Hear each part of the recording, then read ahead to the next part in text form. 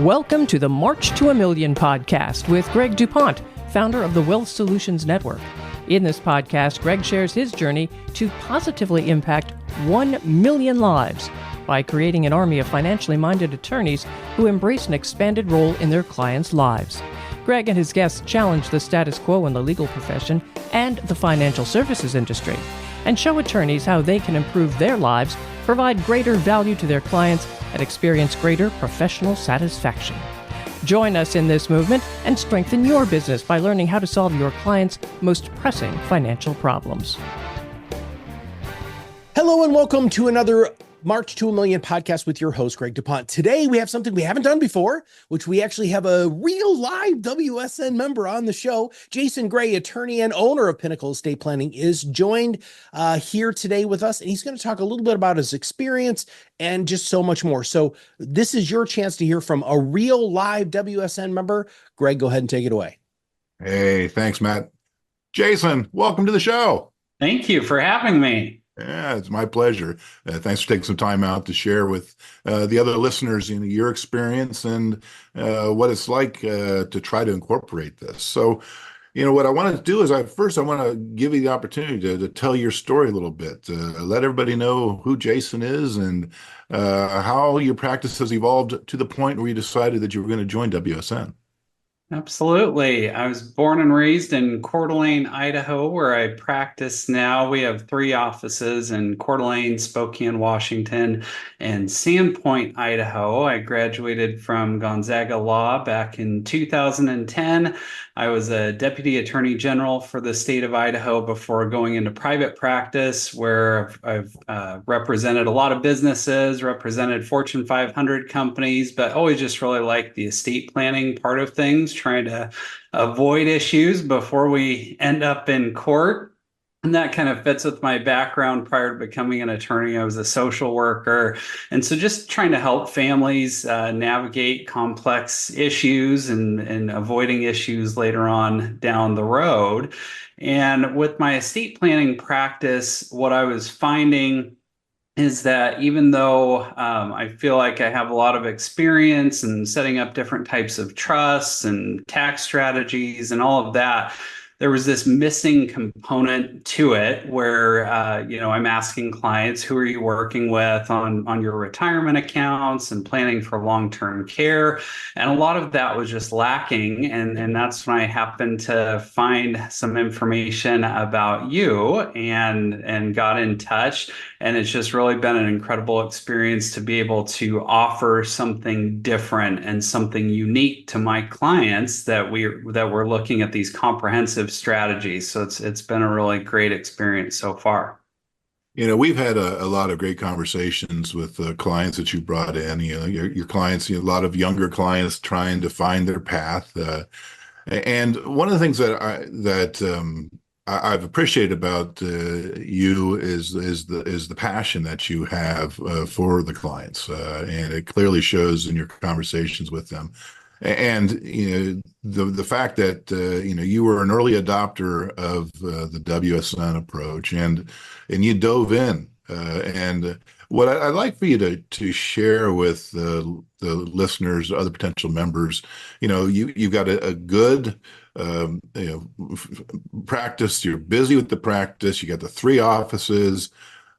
Yet you were able to find the time to get your licensing accomplished in fairly short order. So can you share some insight on what that process looked like for you when you were trying to blend this time spent, which you clearly do spend a lot of time with those clients from what I've seen, family and putting the time in to get your licensing accomplished? How did that look for you? Definitely some late nights, but for me personally, I've always enjoyed learning and I enjoy teaching. I've taught at the law school here. I've taught in the paralegal program, so teaching legal research and writing, secured transactions, contracts, all of those things. And so I definitely consider myself a lifelong learner. And I was excited about learning these new areas related to the insurance licensing and the Series 65 exam. And so for me, it wasn't a burden, but I was excited. If you go into it dreading it, that'd probably be some not very fun late nights, but I just had my books there and just studied as much as I could. And really kind of looking at my schedule. So they usually have kind of like, depending on what program you sign up for, and there's quite a few of them out there. I feel like I found a pretty good one. And looking at kind of their study plan, and I was like, well, I can't do that full study plan, but I'm a pretty quick learner. So what can I do to kind of break this down? And I just set goals for myself each night, after I get the 3 kids to bed and all of that stuff, just kind of designate a couple of hours to go through and study and really taking those practice tests. One of the things that I did that I feel like kind of got me over the hurdle, and I know you've been terrific in communicating and kind of seeing where I was at with things. And I think one of the barriers that I had initially is I just didn't know like how close I would be to passing the test. And so what I did is I just forced myself to take a practice test just to see, like, even though I hadn't studied, and I took it and I was like, wow, I'm actually not that far off. So that was a good motivator for me. That's a great strategy. I tell everybody that that I have the conversation with about licensing that, you look at it like preparing for a trial or something of that nature. What you're doing by investing the time to get these licenses is transformative to your career. And if you knew you're preparing for a 6-figure trial, you'd find some time to do it, right? But I also found that our paradigm as attorneys, the testing that we had to go, notably the bar, right? It really kind of skews our concern about this test. And like you, if you take that practice test earlier on, I imagine if you would have taken the practice test just out the chute, you would have been like at 50% right away without even any of the studying. And that would help, kind of frame where you need to look at, as opposed to us looking at this thing from the perspective of, oh my God, it's like taking the bar again. Yeah, definitely a lot of information in there, but a lot of overlap too, which I thought was really helpful. And I think you're exactly right with kind of that 50%. If you're an experienced estate planning attorney, I think you know some of the concepts already. And then it's just identifying, well, here's kind of the areas that I'm not as familiar with, and then focusing your studies on that. Yeah. And as you moved into preparing for the Series 65, which is the investment licensing testing, what was your experience like looking at that subject matter? I thought it was fascinating and things that I always wish that I knew. And I think that's one of the things too, like I'm excited moving forward. And I do think this will be transformative for my practice and what I want to do long term. But anybody who's kind of on the fence with all of this, or they're like, gosh, I don't even know if I really want to do a whole lot with this. I really think every estate planning attorney should have this knowledge just so that you know what questions to be asking your clients, even if they already have a financial advisor. And that's what I was kind of lacking. So I thought there were so many things where I'm like, oh my gosh, yeah, that makes so much sense. Like, I wish I knew that earlier on in my career so I could have been asking my clients these questions about how they have things set up already. Do you have any examples of that come readily to mind? Something that jumped out at you? Yeah, I think with some of the different types of insurance, and I had a fair amount of knowledge about that, maybe just enough to be dangerous, as they like to say, but really not understanding when we would want to implement different types of insurance. So in our standard client intake, I'm asking them, do you have insurance? What are the policy limits? What types of insurance do you have? And I'd look at it and go, okay, that's great. Like, you have insurance, talk to your insurance person. Now I'm able to really kind of diagnose and start asking those deeper questions that we want to ask our clients of, well, why do you have this policy instead of this policy? Why just a term policy? Why these policy limits? And what I'm finding is usually clients are like, I don't know. It's just, I went into the insurance agent and they said, hey, you should get life insurance. I don't know why I have this type of insurance. Or also clients that are like, well, yeah, that's just what's offered through my employer, which might be a great start, but there might be a lot of other things we can do. You know, a lot of attorneys, you had these same concerns when we started talking. How's it going to be? How are the clients going to respond to me asking more questions like I'm a financial advisor? And my position has always been, well, most of them aren't getting these questions asked anyways. So what's been your experience as you kind of have moved into asking these deeper questions that I preach about, that we need to be more engaged and ask more of these questions that are not being asked. So, what's been the reactions that you've seen from your clients as you kind of step out of the waters that we feel like we should be in as estate planning and perceive as the world of the finance guys, which in my mind, I've come to learn that really that's just a limiting belief that we have as estate planning attorneys. So what's been the reaction that you have gotten from your clients as you've kind of gone a little deeper?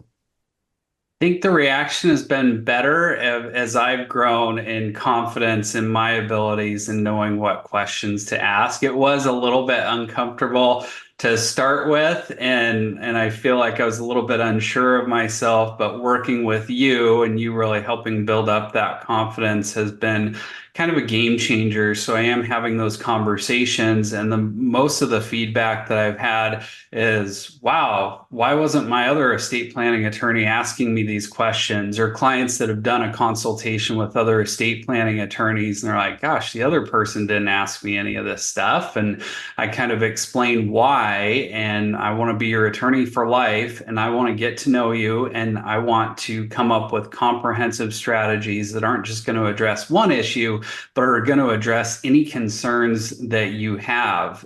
The other kind of category of clients, I would say, is talking to them and asking them if they have a current advisor. Is they'll say, well, I have someone that I've worked with for 20 years. And I'm like, oh, that's great. So they have kind of a plan. They have a roadmap for what this looks like as you get to retirement. Like, oh, no, not really. And that's where you have been incredibly helpful to my clients in thinking about those long-term strategies. It is amazing. The more people you talk to, the more you realize that people out there are just not getting the guidance that they need to make these decisions. It's my primary bugaboo. When as estate planning attorneys, when I started back in '92, if you're sitting across the table from with the people with $1 million, we'd be talking AB trust and trying to reduce that estate tax. And now most estate planning attorneys sit across the table from somebody with $1 million in their IRAs and are doing nothing to help them deal with the 40% tax that's going to be paid on that when it's inherited by their kids. And as you're seeing, that conversation they're not having with their quote unquote advisor. No, I think what's been happening from my perspective and having these conversations is the market overall has done really well. It's at record highs right now. And so the client's view of what that advisor should be doing is just getting them the highest return possible on their money. When I talk to them, and yeah, returns are great, and not like anything we're doing, we're trying to, discourage people from making money on their money. But I'm like, well, I'm looking at kind of different things for later on down the road. That's great if your financial person is making you money and you're liking that annual percentage return. But what happens when your kids have to pay this huge tax bill, or you have to start paying this huge tax bill? And that's what I think is unique about this approach, and the fact that we're fiduciaries. You always talk to clients about that, and I have those conversations too. And I think that makes them feel a lot more comfortable that as a fiduciary, I'm not trying to put you in some product that makes me the most money possible. I'm just trying to figure out what's going to work best for you and your situation. Just solving the problems that they have that they're not aware of many times. Yeah. So, Jason, as we've now been doing this, probably, well, I guess it's about 9 months now since you started. As you look forward, a couple of years down the road, what is your desired path of growth? Well, you got 3 offices now. If we're having this conversation in 3 years, what has to have happened in your business for you to be happy and said, "Hey, I'm enjoying my ride." Definitely hiring more attorneys. So I'm the only attorney in our office. We have 2 paralegals, 2 amazing paralegals, and an incredible firm manager who is working on becoming an attorney in the next few years here, but also looking to hire some associate attorneys. I have some other professionals that I would like to hire and kind of build out that team like you have, and I've seen you do, Greg, where if we do have these other strategies that we're offering to clients, I think that lends itself well to building that team, and where I can be more of the overall supervisor and managing all these different aspects of planning, and then having associate attorneys and just kind of growing from there. And then probably within the next few years, growing geographically as well, because I think what we are doing together is unique, and I want to offer that to as many people as possible. Now, before we got together, you had 3 offices. You had a vibrant estate planning practice. Anything that you'd like to share with other estate planning lawyers that maybe are just getting started? Things that you learned in building to get to that point, just and moving forward.